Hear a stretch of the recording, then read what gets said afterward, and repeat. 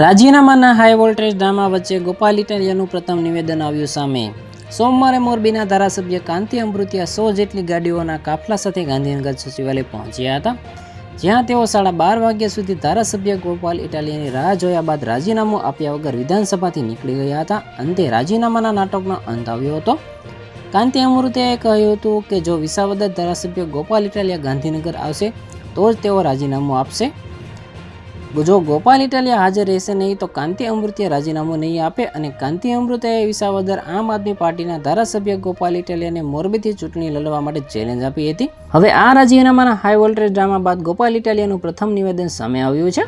આખો દિવસના આ મુદ્દાથી દૂર રહેલા ગોપાલ ઇટાલિયાએ વિસાવદરના એક કાર્યક્રમમાં આ રાજીનામાના હાઈ વોલ્ટેજ ડ્રામા પર નિવેદન આપ્યું છે। કાંતિ અમૃતિયાને જવાબ આપતા ગોપાલ ઇટાલિયાએ કહ્યું કે મુદ્દો ભટકાવવા માટે ભાજપવાળા મુદ્દો લઈ આવ્યા કે ગોપાલ રાજીનામું આપશે। મેં ક્યાં કીધું કે હું રાજીનામું આપી દઈશ?